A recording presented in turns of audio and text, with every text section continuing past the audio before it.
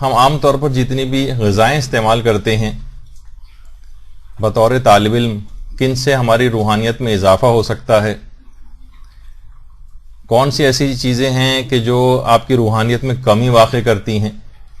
عام طور پر دنوں رات ہم ان چیزوں کو استعمال کرتے ہیں اور اس کے اثرات کیا ہوتے ہیں وہ بھی آپ گفتگو میں آگے چل کر ملاحظہ فرمائیں گے۔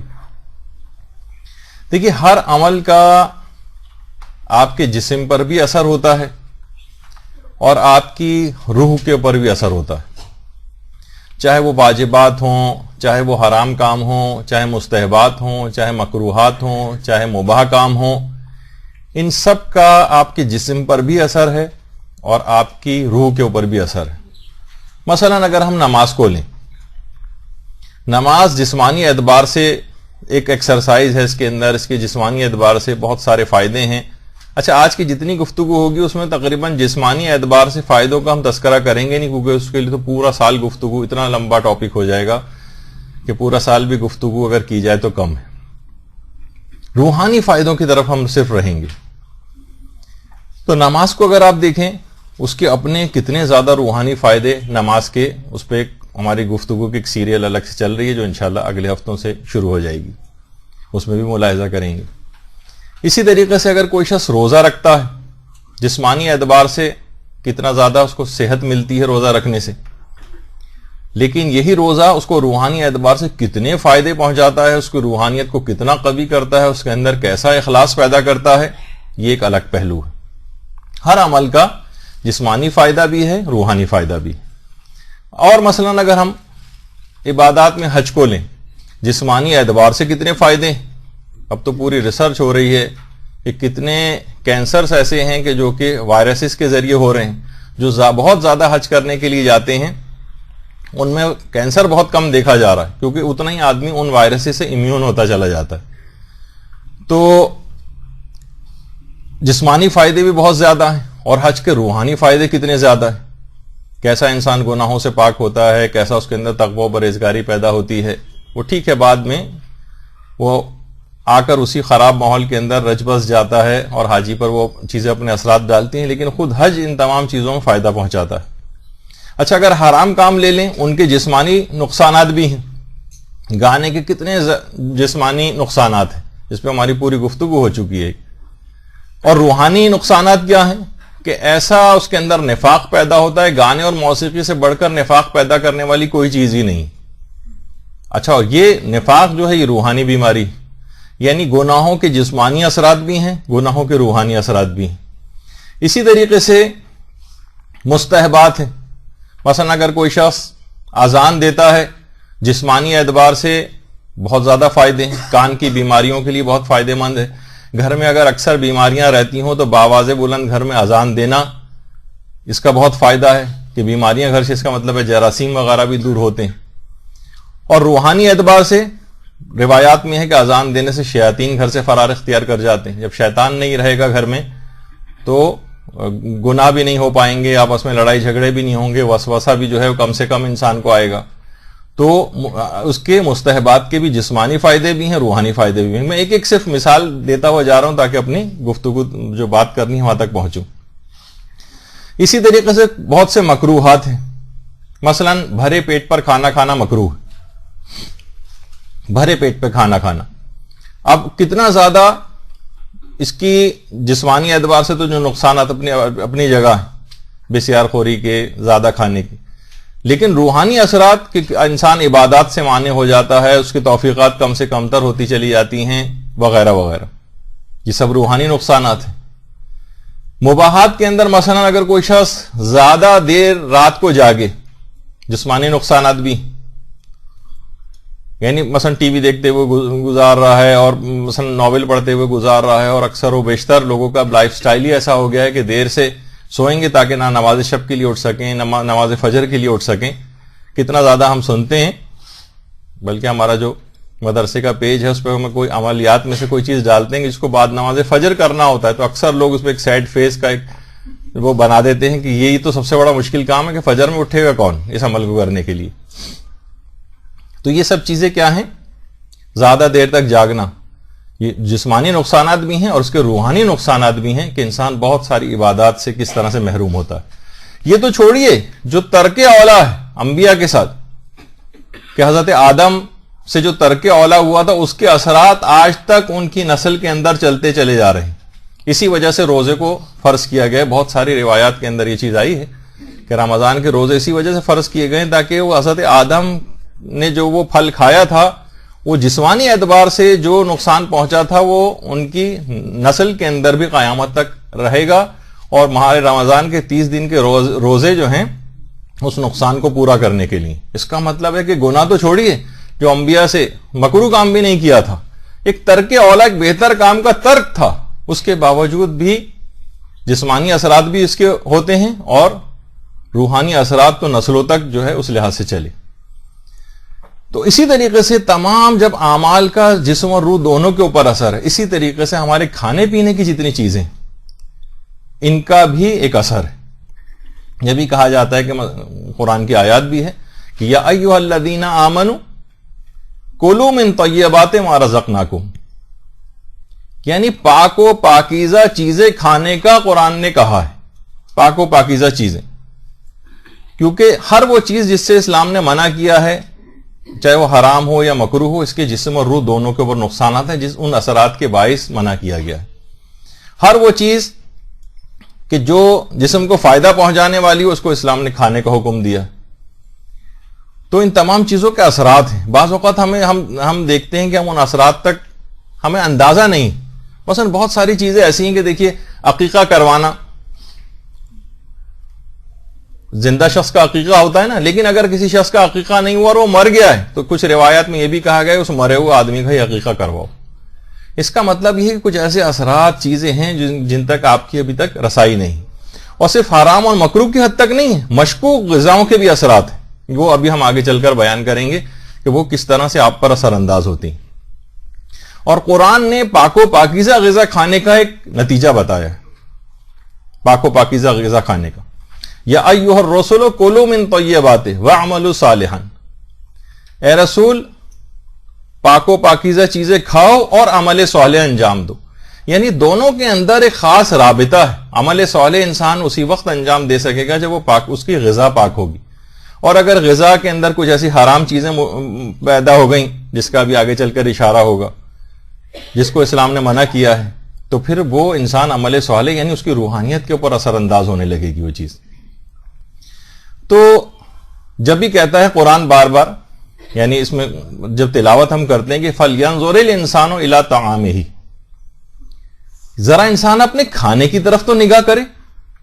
اب یہاں پر علماء نے بہت سی اس کی تعبیرات بیان کی کہ کھانے کی طرف متوجہ ہو کہ کھانا تم کو کس نے دیا، یعنی شکر خالق انجام دو، اپنے رب کو پہچانو، ایک ان معنوں میں بھی، اور ایک اپنے کھانے کی طرف نگاہ کرو کہ تم کیا کھا رہے ہو، حلال کھا رہے ہو، حرام کھا رہے ہو، تمہارے لیے نقصان دہ ہے، فائدے مند ہے، کیا ہے، ذرا اس طرف نگاہ تو کرو اپنے کھانے کی طرف۔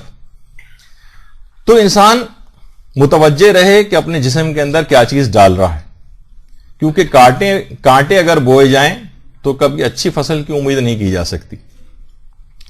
تو اور ایک بات اور یاد رہے کہ اصلاً غذا کا حلال اور جائز ہونا کافی نہیں، یہ بڑی اہم بات ہے۔ مثلا آپ کہیں بھئی مرغی میں کھا رہی ہوں یا میں مچھلی لے کر آئی ہوں، یہ خود اصلاً یہ چیزیں حلال ہیں، نہیں، یہ تو ایک الگ چیز ہے۔ ذرائع آمدنی کا حلال اور مباح ہونا بھی ضروری، جس سے آپ وہ چیزیں خرید کر لا رہی ہیں، کیونکہ وہ بھی آپ کے اثرات جسم اور روح کے اوپر اسی طرح سے منطبق ہوں گے کہ جتنا کسی کا حلال رزق ہوگا، جتنا پاکیزہ رزق ہوگا، اتنی ہی اس کی روح قوی ہوگی، اتنی ہی اس کی روح طاقتور ہوگی، اتنے ہی اس کے اخلاق اچھے ہوں گے، اور جتنی اس کی غذا حرام ہوگی، جتنے اس کے ذرائع آمدنی حرام ہوں گے، روح اس کی اتنی ہی زیادہ کمزور ہوگی، گناہوں کے مقابلے میں اتنی ہی زیادہ کمزور ہوگی، شیطان کے مقابلے میں اتنی ہی زیادہ کمزور ہوگی۔ جب بھی ہم دیکھتے ہیں کہ ہمارا ایمان پہلے کے مقابلے میں کمزور سے کمزور تر ہوتا چلا جا رہا ہے، چھوٹے چھوٹے گناہ جو معمولی کوششوں سے ہم چھوڑ سکتے ہیں، ان کے مقابلے میں طویل عرصے تک بے بسی اور لاچاری کی سی کیفیت رہتی۔ ایک طویل عرصہ اور عمر گزارنے کے باوجود بھی ہم چھوٹے چھوٹے سے معمولی سے جو عادتاً جو گناہ کرتے ہیں ان کو بھی چھوڑ نہیں پاتے۔ اس کی بہت سی وجوہات ہیں، جس کے اندر سے ایک بہت بڑی وجہ ایسی غذا کا استعمال ہے کہ جو ہماری روحانیت کو کم سے کم تر کرتی چلی جاتی۔ اور حرام چیز اور حرام غذا اس کے یہ اثرات جو آپ کو تصویر کے اندر نمایاں ہیں، جو اشخاص چشم برزخی رکھتے ہیں وہ تو باقاعدہ اپنی آنکھوں سے اس قسم کے کھانوں کو ان کی اصل شکل کے اندر دیکھتے ہیں. بہت سے افراد کو وہ کھانا مثلا جو حرام مال کا کھانا، مشکوک مال کا کھانا، اس طرح کی چیزیں اس میں باقاعدہ خون اور نجاستیں وہ اپنی آنکھوں سے، جو بظاہر آدمی قورمہ بریانی کھا رہا ہوگا لیکن چشم برزخی میں وہ اپنی اصل حقیقت میں وہ چیز نظر آئے گی، اس کے اندر آگ نظر آئے گی، اس کے اندر عذاب اس کو نظر آئیں گے کہ یہ چیز جب بھی روایات کے اندر نہیں آتا کہ جو شخص خمس کھاتا ہے، امام فرماتے ہیں گویا وہ آگ ہے جو کھا رہا ہے، وہ اپنے پیٹ کو آگ سے بھر رہا ہے. تو رزق حرام سے بچنا ازحد ضروری ہے. آج بہت زیادہ ہم فقہی مسائل تو اس سلسلے میں بیان نہیں کریں گے کیونکہ وہ ایک الگ موضوع ہو جائے گا، لیکن پھر بھی اشارتاً بہت ساری چیزیں ایسی ہیں. دیکھیے اسلام کیوں کہتا ہے کہ غیر مسلم کے ہاتھ کا ذبیحہ جو ہے جائز نہیں؟ کیوں؟ اس کے ایک حرام اثرات ہیں جو آپ کے جسم کے اوپر بھی منطبق ہوتے ہیں، روح کے اوپر بھی منطبق ہوتے ہیں. ورنہ وہی چھری کوئی مسلمان چلائے، کافر چلائے، بظاہر تو کوئی فرق نظر نہیں آ رہا، وہ ساری شرائط بھی پوری کرا. نہیں، مسلمان کا ذابح ہونا ضروری، جو ذابح ہے اس کا مسلمان ہونا ضروری. تو جو ذبح کرنے والا ہے اس کا مسلمان ہونا چاہیے. اور حج کی قربانی میں تو امام خمینی کہتے تھے کہ مومن بھی ہونا چاہیے. اس کا مطلب ہے، یعنی فقط ان کا ہی مسئلہ تھا، تو اس کا مطلب یہ ہے کہ ان تمام چیزوں کے اثرات ہیں، جسمانی اعتبار سے بھی اثرات ہیں، روحانی اعتبار سے بھی اثرات ہیں. بغیر چھلکے کی مچھلی بظاہر وہی مچھلی ہے، بالکل اسی طریقے سے پکائی جاتی ہے، ویسے اس کی اپیرنس ہے، سب چیزیں ویسی ہیں، لیکن چھلکے والی مچھلی جائز ہے، بغیر چھلکے کی مچھلی حرام ہے کیونکہ اس کے اثرات بد ایسے ہیں. تو جب تک کسی شخص کو چھلکے والی ہونے کا یقین نہ ہو جائے تب تک وہ مچھلی نہیں کھا سکتا. شادیوں میں، مختلف ریسٹورنٹس میں آپ جا کر اگر کوئی آرڈر مثلا دیتی ہیں تو وہاں پر اس بات کا لازمی طور پر یقین ہونا چاہیے کہ مچھلی چھلکے والی، کیوں ورنہ وہ تمام چیزیں آپ پر اثر انداز ہوں گی. اور حرام غذا جب بھی اپنے اندر اثرات رکھے گی تو وہی ہوگا جو ہم تقریباً ہر گفتگو میں امام حسین کا جب تک قول بیان نہ کرنے بات آگے نہیں بڑھتی.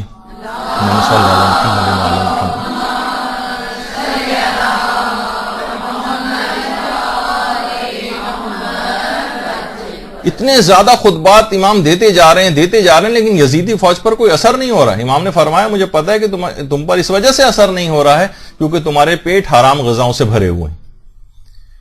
تو اب چاہے وہ حلال کا لیبل اس کے اوپر لگا دیا جائے، بہت سے باہر ویسٹرن کنٹریز کے اندر باقاعدہ ایسے ڈبوں کے اوپر مثلا حلال لکھا ہوا ہوتا ہے یا کوئی سرٹیفکیٹ وغیرہ ہوتا ہے. مقصد صرف یہی نہیں کہ آپ کو صرف ایک یاد دہانی کرنا، آغا سیستانی بھی فرماتے ہیں اور دیگر مراجع کا کہ سرٹیفکیٹ یا کسی چیز کا حلال لکھے ہونے سے کوئی فرق نہیں پڑتا جبکہ آپ کو خود یقین اور اطمینان نہ ہو کہ یہ چیز حلال ہے اس کے اندر. تو اگر کوئی بھی شخص حرام اس طرح سے کوئی چیز اس کے جسم کے اندر جائے گی تو اس حرام غذا سے جو توانائی حاصل ہوگی وہ انسان کے رگ و پے کے اندر سرایت کرتی. وہی ہے کہ اگر کوئی چشم برزخی رکھے تو واقعی وہ دیکھ سکتا ہے کہ وہ کیسا وہ آگ سی ہے جو اس کے رگ و پے کے اندر چلتی چلی جا رہی. تو اب وہ کیا ہوگا، اس سے ایک خاص ایک ظلمت پیدا ہوگی، ایک تاریکی پیدا ہوگی اس کے جسم کے اندر جیسی یہ چیز جائے گی. مثلا آنکھ کے اندر وہ توانائی جب جائے گی حرام غذا کی یا مشکوک غذا کی یا جس کو اسلام نے منع کیا اس غذا کی، تو اب اس آنکھ کو خدا کی نافرمانی کے اوپر آمادہ کرے گی، حرام نگاہ اس کے اوپر ڈالی جائے گی. باقاعدہ اس پہ مدرسے کی کتاب بھی جس کو لیا جا سکتا ہے. اسی طریقے سے زبان کے اندر یہ توانائی جائے گی. اب ہر قسم کی اس زبان کی جتنے بھی گناہ ہیں اس سے زبردستی وہ کروائے گی وہ توانائی، کیونکہ اس میں حرام توانائی آ چکی ہے.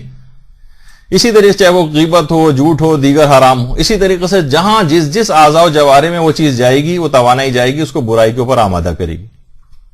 اور بس ایک بار بھی اگر یہ جسم کے اندر پہنچ جائے تو بہت بڑے نقصان کا باعث بنتی.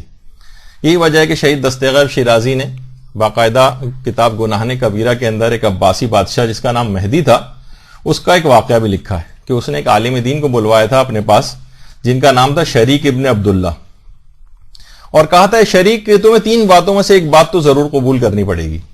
اس نے پوچھا کیا؟ کسی صورت مان نہیں رہے تھے کہ میں ظالم بادشاہ کے پاس کیا کرنے جاؤں گا. کہا کہ یا تو تم قاضی بن جاؤ، اگر قاضی بننے سے انکار کرو گے تو ٹھیک ہے پھر تمہیں بچوں کا میرے استاد بننا پڑے گا، یا یہ کہ اگر دونوں باتیں تمہیں قبول نہیں ہیں تو تمہیں ایک وقت کا کھانا میرے ساتھ کھانا پڑے گا. عباسی بادشاہ نے جو مہدی تھا اس نے کہا کہ 3 باتوں میں سے ایک بات ضرور قبول کرنی پڑے گی. عالم دین نے بہت سوچا, کہا کہ سب سے آخری والی بات ذرا آسان لگ رہی ہے, ایک وقت کا کھانا ہی تو کھانا ہے. اور کہا کہ میں آخری بات کو قبول کرتا ہوں. جیسی بادشاہ کے باورچی نے یہ بات سنی تو کہا کہ اب شریک ابن عبداللہ نجات نہیں پا سکے گا. اس نے ایک دفعہ فقط بادشاہ کے ہاں کا کھانا کھایا, ظلم پر مبنی مال اس کے جسم کے اندر گیا, وہ حرام مال. اس کے بعد اس نے قاضی کا عہدہ بھی قبول کیا اور بادشاہ کی خوشنودی کے لیے ہر قسم کے ناجائز فتاوے بھی دی, صرف ایک وقت کے حرام کھانے نے. اور وہ بعد میں ملتا ہے کہ شریک ابن عبداللہ قاضی بننے کے بعد اتنا زیادہ سختگیر ہو گیا تھا کہ گندم کی ایک ایک تھیلی کے اوپر اتنا زیادہ سختگیری کرتا تھا, اور جب لوگ شکایت کرتے تھے تو کہتا تھا کہ میں نے گندم سے زیادہ قیمتی چیز اپنی بیچی ہے, اپنا ایمان. میں ایک ایک گندم کی ایک یعنی بہت زیادہ لوگوں کے اوپر اس نے مظالم کیے. تو آپ نے دیکھا کہ صرف ایک وقت کا اگر مال حرام جسم کے اندر چلا جائے تو کتنے اثرات رکھتا ہے, اور پھر ایک سیریز ایک گناہوں کی چل پڑتی جب ہم اس کے بعد اپنے آپ کو بے بس سمجھتے ہیں گناہوں کے مقابلے میں. یہی وجہ ہے کہ ہمارے پیغمبر اسلام ختمی مرتبہ صلی اللہ علیہ وآلہ وسلم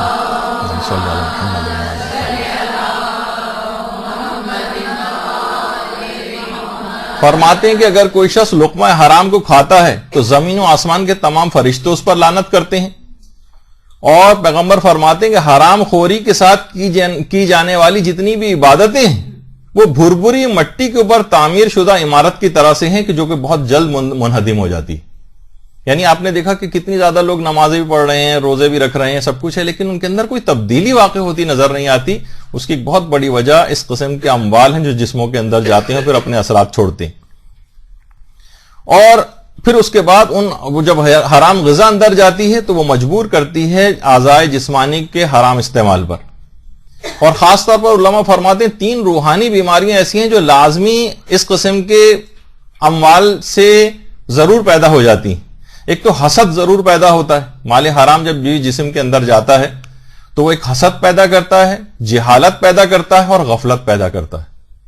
اور یہ ہم تینوں چیزیں معاشرے کے اندر دیکھ رہے ہیں اپنی آنکھوں سے. اس میں سے ایک بھی اگر ہو, مثلا اگر کسی کے پاس جہل بھی آ جائے تو بہت کافی ہے اس کی عاقبت اور دنیا اور آخرت دونوں برباد کرنے کے لیے.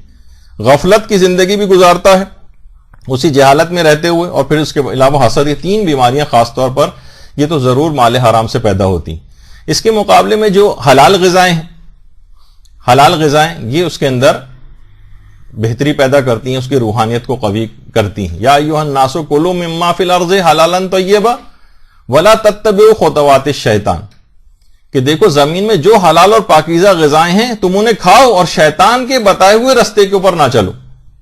علماء فرماتے ہیں کہ وہ چیزیں کہ جو کہ باقاعدہ اس سے پیدا ہوتی ہیں حلال غذا کھانے سے, جو اثرات, اس میں ایک تو صبر اور استقامت کا جذبہ جو ہے وہ پیدا ہوتا ہے اگر انسان حلال کھاتا ہے. اس کے بھی تو اثرات ہیں, صرف حرام کھانے کے تو برے اثرات نہیں, حلال اور پاکیزہ غذا کھانے کی اپنی صفات ہیں جو کہ روحانی طور پر انسان کے اندر پیدا ہوتی ہیں. مثلا زہد اور ایثار کا جذبہ اس کے اندر پیدا ہوتا ہے. زہد بھی پیدا ہوتا ہے, ایثار بھی پیدا ہوتا ہے, صبر بھی پیدا ہوتا ہے, قناعت بھی پیدا ہوتی, جفا کشی پیدا ہوتی. جبکہ جو اگر کوئی شخص حرام غذا کھاتا ہے تو حرص و حوث اس کے اندر پیدا ہوتی ہے, خواہشات نفسانی اس کے اندر پیدا ہوتی ہیں, خود غرضی پیدا ہوتی ہے, عیش کوشی, ہر وقت بس سہل پسندی اس کے اندر مبتلا رہتا ہے. تو یہ تمام چیزیں ایسی ہیں کہ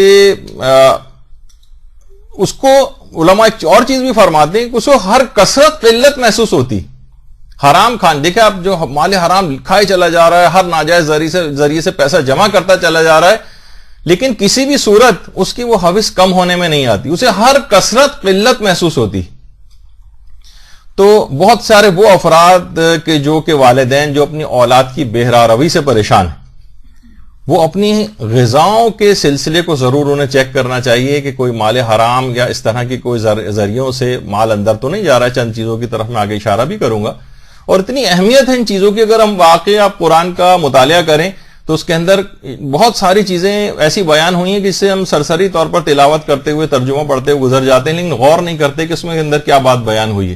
مثلا جو اگر اصحاب کہف کا واقعہ, اس اصحاب کہف کے غار کے لحاظ سے بہت سارے غار ادھر ادھر پائے جاتے ہیں جو کہ کوئی بھی اس میں اوتھینٹک نہیں ہے کہ کون سا وہ غار تھا.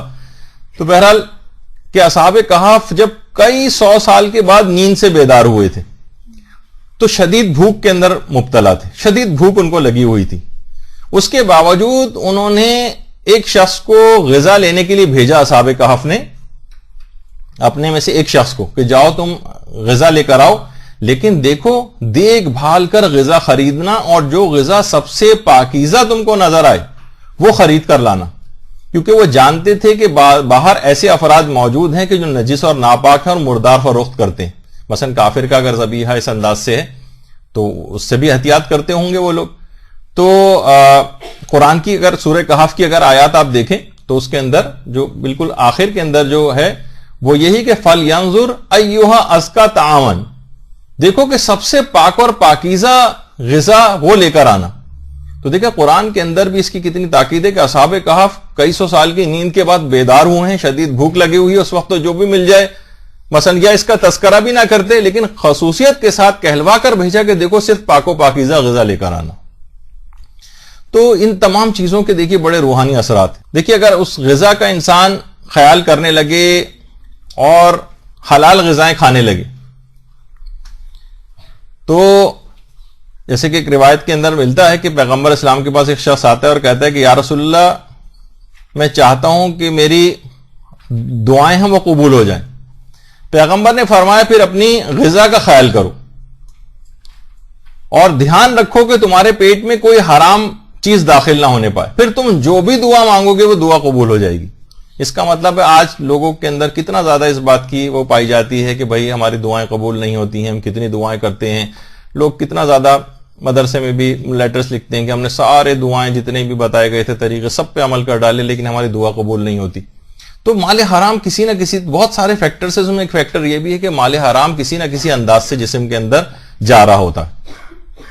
اور یہی وجہ ہے کہ شہید دست غیب شیرازی نے جو باقاعدہ اپنی کتاب گناہ کبیرہ لکھی ہے اس میں ایک روایت نقل کی ہے کہ حضرت عیسیٰ کے اوپر اللہ نے وحی کی کہ اے عیسیٰ لوگوں کو یہ بات کہہ دو کہ مجھے نہ پکاریں اور اس وقت تک میں ان کی کوئی دعا قبول نہیں کروں گا جب تک مال حرام ان کے تصرف میں باقی رہے گا.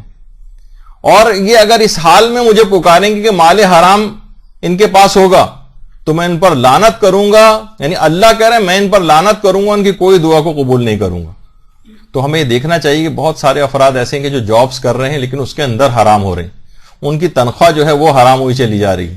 بہت سے افراد ایسے ہیں کہ جنہوں نے مثلا سودی اسکیموں کے اندر پیسہ رکھا ہوا ہے. اچھا اس میں تو جائز ہے بغیر سودی نیت کے مثلا حکومتی اسکیموں کے سرٹیفکیٹس وغیرہ خریدنا، لیکن خریدنے کے بعد جو منافع اس میں ملتا ہے اس کا اگر 50% غریب کا واجب صدقہ نہیں نکالا تو پورا منافع لینا ان کے لیے حرام ہو جاتا ہے. اچھا تجارت بہت سارے لوگ کر رہے ہیں، ان میں مسائل کا خیال نہیں کر رہے ہیں.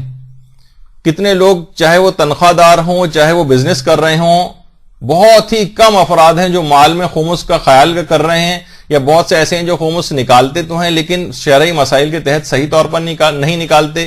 بہت سی چیزوں پر خمس واجب ہوتا ہے ان کو پتہ ہی نہیں کہ اچھا اس کے اوپر بھی واجب ہے، اور کسی نہ کسی انداز سے وہ مال حرام جسموں کے اندر جا رہا ہوتا ہے. بہت سارے جیسے یہی میں نے کہا کہ فکس ڈپازٹ بھی اگر کسی نے اس طرح سے کرائے ہوئے ہیں وہ ٹھیک ہے، بغیر سودی نیت کے ایسے سرٹیفکیٹ لے سکتا ہے، لیکن اگر اس نے غریب کا حق نہیں نکالا اور اس کو استعمال کرتا گیا اس منافع کو تو سارا مال حرام جسم کے اندر گیا ہے. حتیٰ کہ وہ یہ نہیں کر سکتا کہ چلو وہ پچھلا جتنا ہو گیا وہ ہو گیا، آئندہ میں خیال رکھوں گا. پچھلا بھی جتنا اس نے اس انداز سے کھایا ہے 50% وہ اب بھی مقروض رہے گا اور غریب تک پہنچانا پڑے گا. جب تک وہ حق ادا نہیں ہو جائے گا تب تک وہ معاف بھی نہیں ہوگا. تو یہ کتنی ساری ایسی چیزیں ہیں کہ جو ہم دیکھتے ہیں. اسی طریقے سے لوگ خمس صحیح طور پر نہیں نکال رہے ہیں، بہت ساری چیزوں پر واجب ہوتا ہے، مخصوص چیزیں صرف پیسوں کو دماغ میں ہوتا ہے، لیکن اور گھریلو چیزیں ہیں جو کہ ابھی ہم خمس کا موضوع نہیں لے رہے کہ اس کی طرف توجہ دلائیں، بس ایک اشارہ کرنا تھا.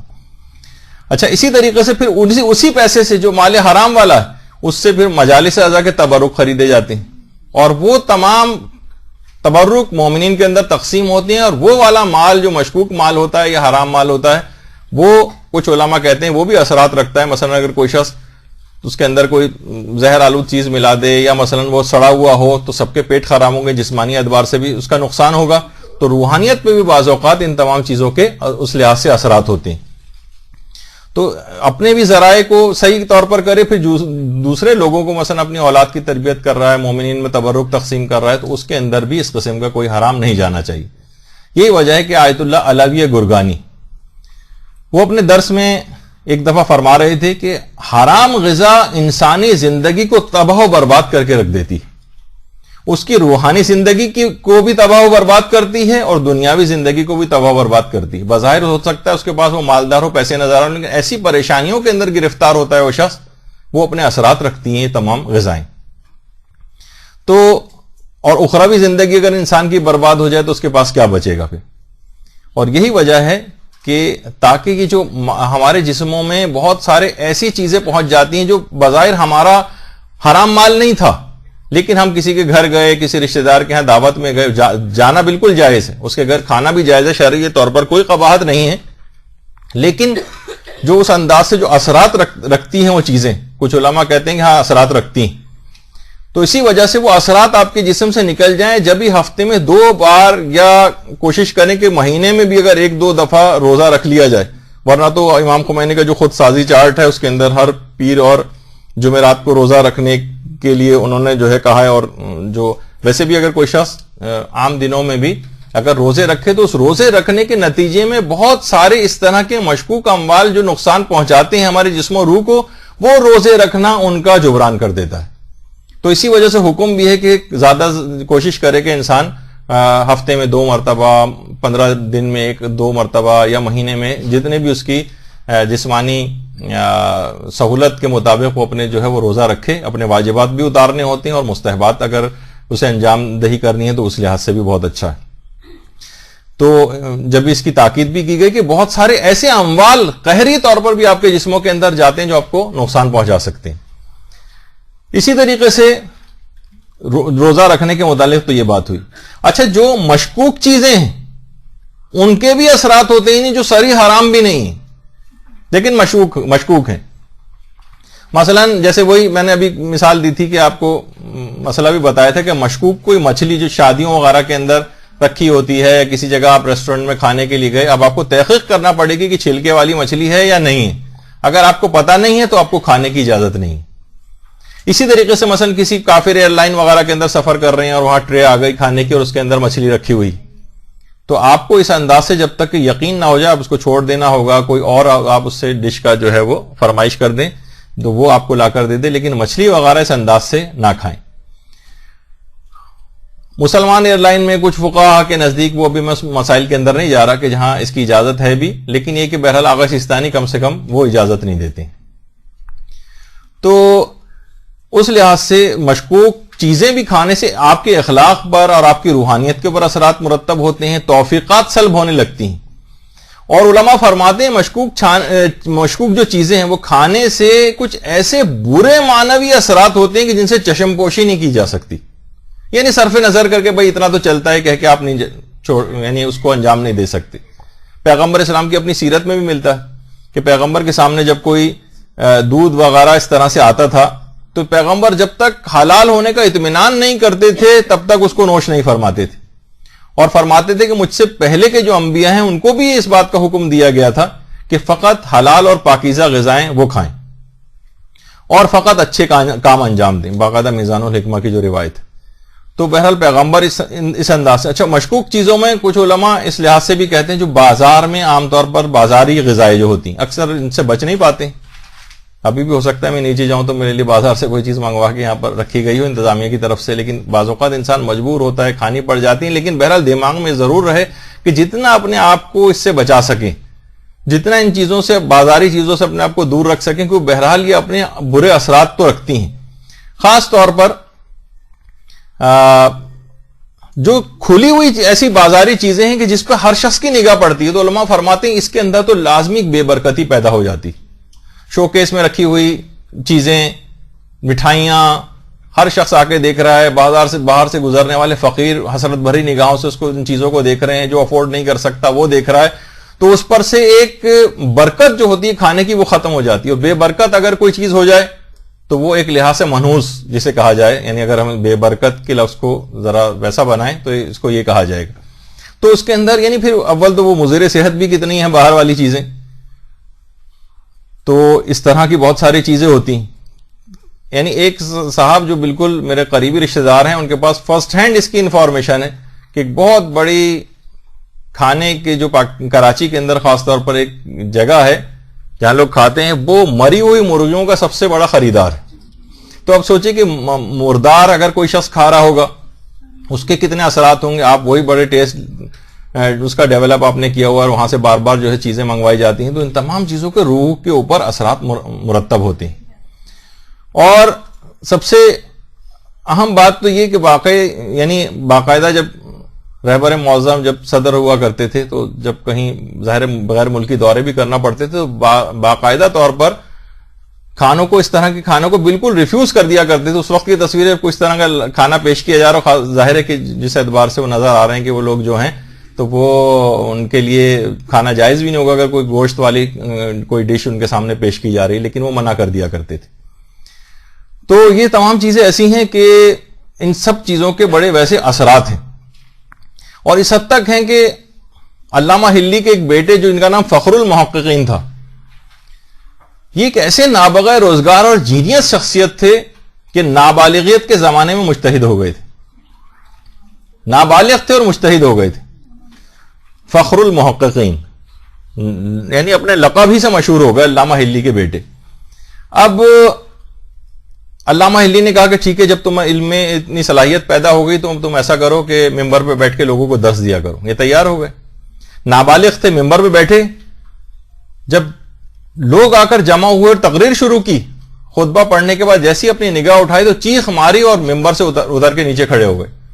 علامہ ہلی نے کہا کہ بھائی کیا بات ہو گئی ایسی؟ کہا کہ بابا میں لوگوں کو دیکھ رہا ہوں کہ کوئی سور نظر آ رہا ہے، کوئی گیدڑ نظر آ رہا ہے، کوئی چیتا نظر آ رہا ہے، کوئی یعنی جانوروں کو انسان کیسے درس دے؟ یعنی مجمع عام جو عام لوگوں کا ایک مجمع تھا اس کے اندر ظاہر اب کیا ہے کہ اتنی زیادہ روحانیت قوی تھی. فخر المحققین کی سارے باپ کا گھر، وہاں گناہ کا کوئی وجود نہیں ہے، ہر وقت صرف واجبات اور مستحبات کا دورہ ہے. تو روحانیت اتنی قوی کہ لوگوں کی اصلی شکلیں نظر آنے لگی. علامہ ہلی سخت پریشان ہو کہ اس طرح تو یہ دنیا کے اندر رہ ہی نہیں سکے گا. اب کہا ایک ہی ترکیب ہے اس کی کہ اس کی روحانیت کو کچھ کم کرنا پڑے گا. اچھا حرام کے ذریعے تو روحانیت کم نہیں کی جائے گی اس کی. کہا کہ تمام افراد جو میرے مقلدین ہیں میرے بیٹے کی اپنے گھر دعوت کریں. فخر المحققین چند دن لوگوں کے کھانوں کی دعوت میں گئے اور اس کے بعد پھر ممبر پہ جب آ کر بیٹھے تو اس کے بعد لوگ ویسے ہی نظر آنے لگے، روحانیت کم ہوئی اور جو عام شکلیں وہی نظر آنے لگی.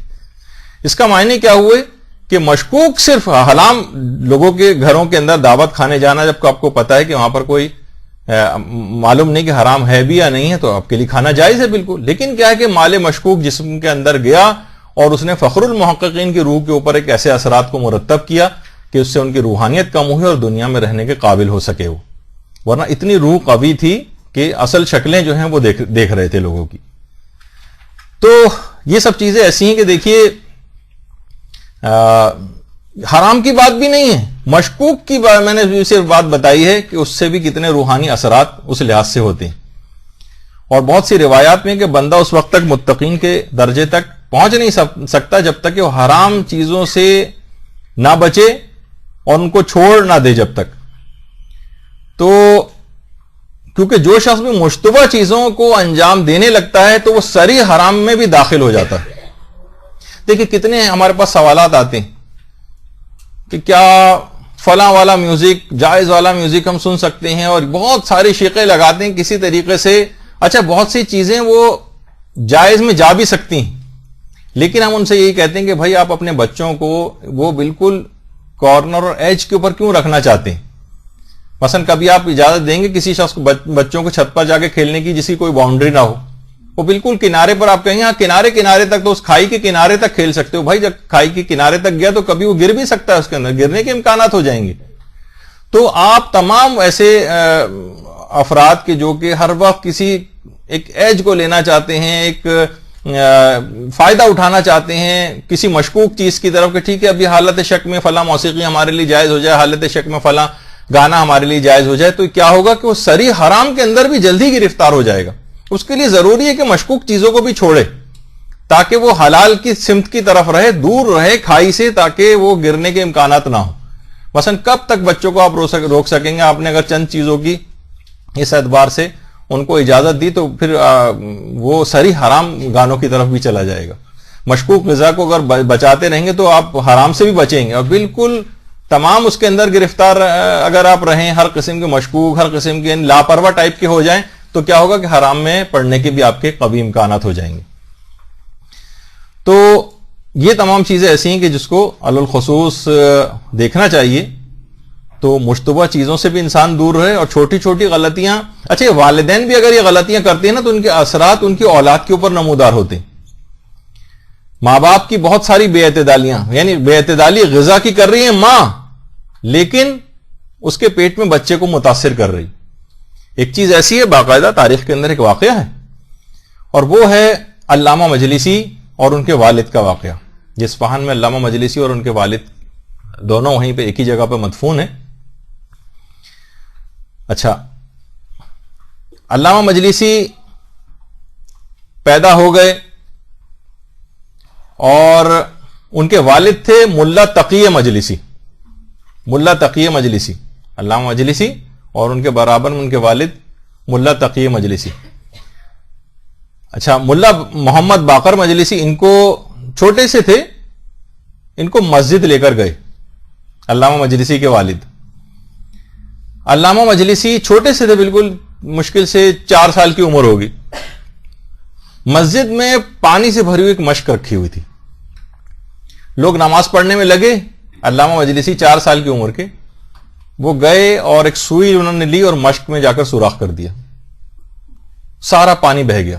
اچھا, جب نماز ختم ہوئی ملا تقی مجلسی نے دیکھا کہ یہ کیا ہوا, فوراً ہی فکر مند ہو گئے, اپنی زوجہ کے پاس آئے, کہا کہ سمجھ میں نہیں آیا کہ اس نے یہ ایسی حرکت کیوں کی نقصان والی کہ مسجد کا سارا پانی جو ہے مشک کا اس نے بہا دیا. کوئی نہ کوئی ہم سے, کیونکہ یہ بچہ تو نابالغ ہے, کوئی نہ کوئی ہماری ایسی بے اعتدالی اور غلطی ہے جس کی وجہ سے ایسا ہوا ہے.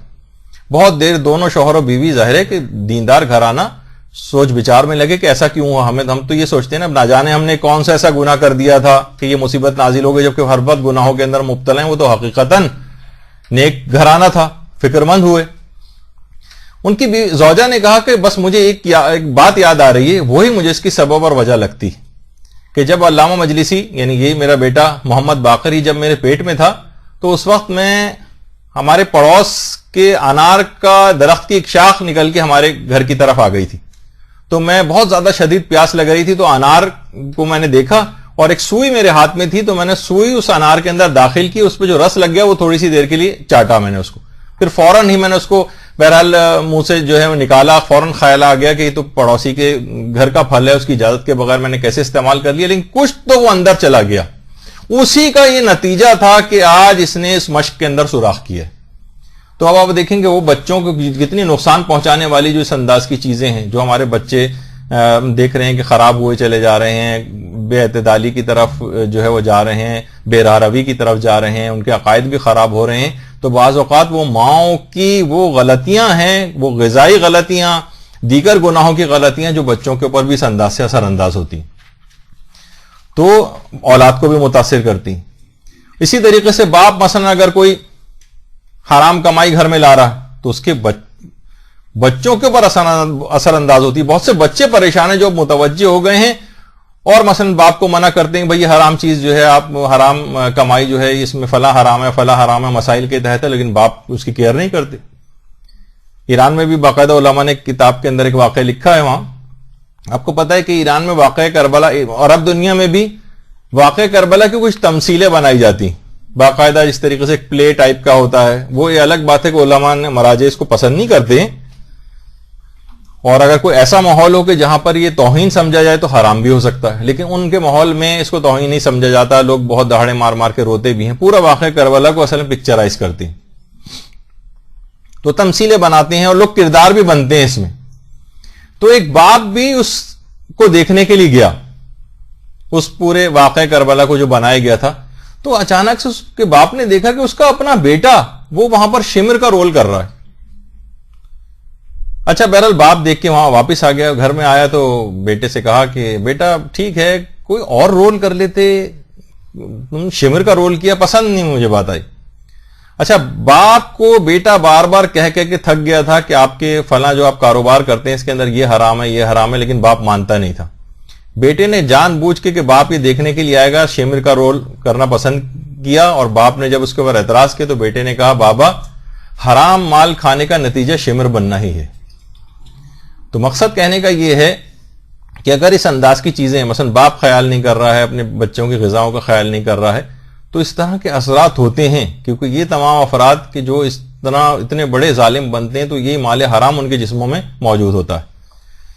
تو اچھا، جب بھی مال حرام جسم کے اندر جاتا ہے تو دلوں کو تاریک بناتا ہے، برے برے خیالات، شہوانی خیالات، اخلاق رذیلہ، سوء ظنی، غیبت، لوگوں کی برائیاں، یہ اس کے خود بخود یہ چیزیں پیدا ہوتی چلی جاتی. یہ بھی روایت کے اندر آیا ہے کہ جو بندہ لقمہ حرام کھاتا ہے تو 40 روز تک اس کی جو ہے وہ کوئی دعا قبول نہیں ہوتی ہے، اس کی کوئی عمل جو ہے وہ قبول نہیں ہوتا ہے.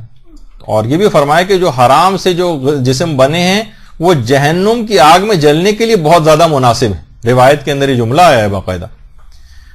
تو دیکھیں، ہم تو ہمارے ساتھ وہی مسئلہ ہو گیا نا کہ جسم اتنے زیادہ حرام کے عادی ہو گئے کہ بلکہ حلال غذا شاید اندر چلی جائے تو ان کو الٹی ہونے لگے یا قے ہو جائے. جیسے وہ کون سا وہ اخبار ایوننگ اسپیشل وغیرہ یہاں پہ نکلتا ہے چٹپٹی خبروں والا، اس میں یہ تھا کہ پرانی دشمنی کی وجہ سے خالص آٹا کھلا دیا.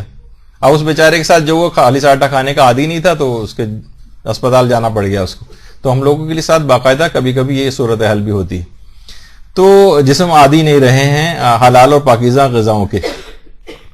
تو اس حد تک اس کی یعنی حلال غذا کی اتنی زیادہ اس کے فائدے ہیں کہ پیغمبر فرماتے ہیں، سفینۃ البحار جو کتاب ہے پیغمبر ختمی مرتبت صلی اللہ علیہ وآلہ وسلم،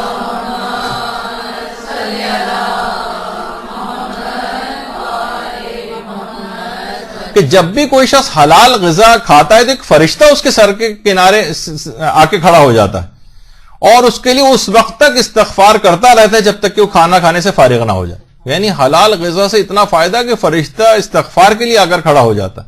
یہی وجہ ہے کہ کھانے پینے کی جو چیزیں اس کے اندر جو حرام چیزیں، جیسے مثلا یہ شراب اگر کوئی شخص پیتا ہے معاذ اللہ، یہ بھی مرض بڑھتا جا رہا ہے. لوگ عام طور پر بہت سی خواتین تک اس کی عادی ہیں اور باقاعدہ لکھ کے پوچھتی ہیں کہ اس سے پیچھے چھڑانے کا کوئی ہمیں کوئی دعا طریقہ بتائیں. مردوں کو تو چھوڑیے، اب خواتین بھی اس کی معاذ اللہ عادی ہوتی جا رہی ہیں. ام الخبائث اسی وجہ سے کہا جاتا ہے اس کو کہ کھانے پینے کی چیزیں یہ روحانی، پھر انسان ہر قسم کے جسمانی اور ہر قسم کی روحانی برائی کے اندر بھی مبتلا ہوتا چلا جاتا ہے. روح کو تباہ و برباد شراب کر کے رکھ دیتی ہے. دیکھا جائے تو ایک مشروبی تو ہے نا، اس کے جسم پہ اثر ہونا چاہیے تھا، نہیں، روحانی اثرات. تو بہرحال جو علامہ تقی جعفری جو قرآن کی آیت ہے کہ جو پاک و پاکیزہ زمین ہوتی ہے وہاں سے پاک و پاکیزہ سبزہ ہوا کرتا ہے، اور جو خبیث زمین ہوتی ہے وہاں سے خبیثی ہوا کرتا ہے. تو یہ دیکھیں کہ جسم کے اندر ہم کیا چیزیں ڈال رہے ہیں، تو اپنے ذرائع آمدنی کا خیال کرنا چاہیے. اور یہ بھی روایات کے اندر آیا کہ حلال رزق کمانا میدان جنگ میں تلوار لے کر مقابلہ کرنے سے زیادہ سخت شمار کیا گیا. ٹھیک ہے کہ آج کل لوگ کہتے ہیں نا کہ بہت مشکل ہے، واقعی مشکل ہو سکتا ہے ہو، کیونکہ ایک سے کرنے جا رہے ہیں ہم کاروباری معاہدہ، یا اپنا پارٹنر ہے وہ اس کا خیال نہیں کر رہا، ہمارے پاس جو پیسے یعنی پیسہ جمع ہے وہ انویسٹ کر رہے ہیں، پتہ چلا اس پہ پہلے سے خمس واجب الادا تھا، پروفٹ کہیں سے آ رہا ہے، اس کے اندر سود اور حرام چیز شامل ہوئی جا رہی ہے. تو یہ تمام چیزیں ایسی ہیں کہ مثلا بہت سارے لوگ جو مختلف جابس وغیرہ کرتے ہیں، عام آفس جابس جو پرائیویٹ جابس کر رہے ہیں، ٹھیک ہے اس کے اندر کوئی حرام کام بھی نہیں، لیکن حرام کس طرح سے شامل ہو جاتا ہے. مثلا ٹائمنگز کا اگر خیال نہ کریں، آپ نے مثلا 8 گھنٹے ٹائمنگز کا شروع میں ایگریمنٹ کیا ہے، معاہدہ کیا ہے آپ کا، اور آپ نہ دیر سے پہنچ رہے ہیں، جلدی اٹھ کر جا رہے ہیں، بیچ میں سے مثلا نماز پڑھنے کا آدھا گھنٹہ آپ کو دیا گیا تو آپ نہ 1-1 گھنٹہ 1.5 گھنٹہ لگا رہے ہیں، تو اتنے آپ سیلری کے مالک نہیں ہوتے جتنی دیر کا آپ نے وہ کام کیا. جیسے عام طور پر عام پرائیویٹ بینکس جو ہیں جو سودی کام کرتے ہیں، سودی اس میں جو جاب جو جتنی دیر وہ سودی کام کرے گا اتنی دیر کی تنخواہ اس کے لیے حلال نہیں ہوگی. تو اس کو اگر کوئی شخص مجبوری کے تحت یہ کام کر بھی رہا ہے بل تو اس کو کوشش کرنی چاہیے کہ کوشش کرے کہ وہ جائز کوئی جاب تلاش کرے. لیکن اگر وہ مجبور بھی ہے تو جب تک جاب نہیں مل رہی تو اتنی دیر جتنی دیر بھی اس نے سودی کام کیا ہے اس کے ٹائم کو کیلکولیٹ کرے، اس کے برابر یا تو اس بینک سے تنخواہ نہ لے وہ، لیکن اگر وہ وہاں سے مل ہی رہی ہے تو لینے کے بعد اتنا مال اس کو حاکم شرع تک پہنچانا پڑے گا جو حرام کام کرنے کی جو اجرت ہے وہ بھی استعمال نہیں کر سکتا. تو کتنے ایسے ذرائع ہیں کہ حرام جسموں کے اندر اس انداز سے چلا جاتا ہے. جب بھی توبہ وغیرہ بھی قبول نہیں ہوتی. ایک شخص توبہ کر رہا تھا حضرت امیر المومنین کے سامنے کہ توبہ توبہ توبہ کی آواز، اللہم صلی علی محمد و علی محمد.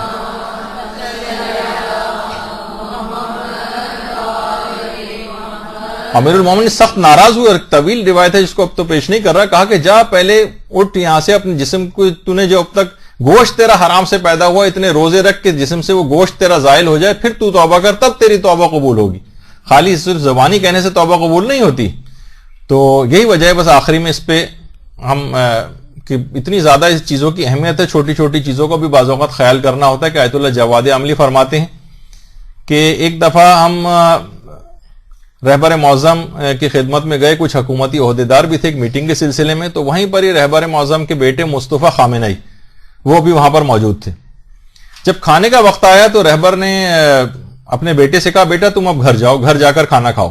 سب نے کہا کہ اگر رہبر موجود ہیں, مصطفیٰ ہمارے ساتھ ہی بیٹھ جائیں کھانے کے لیے. کہا کہ نہیں, یہ بیت المال کا پیسہ ہے, گھر میں کھانا موجود ہے, یہ اس کے لیے حرام ہے کہ یہاں پر بیت المال کے پیسے سے یہاں پر یہ کھانا کھائے, اس کو چاہیے کہ گھر جا کر کھائے. تو اتنی چھوٹی چھوٹی چیزیں جو بظاہر ہمیں نظر آتی ہیں, لیکن وہی ہے کہ انسان اپنے جسموں میں, اپنی اولاد کے جسموں میں بھی حرام غذا کو پہنچنے سے بچائے.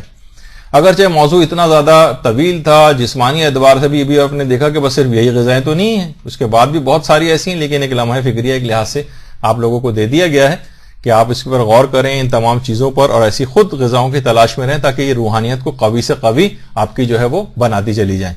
برحمتك يا أرحم الراحمين وصلى الله على محمد وآله الطاهرين.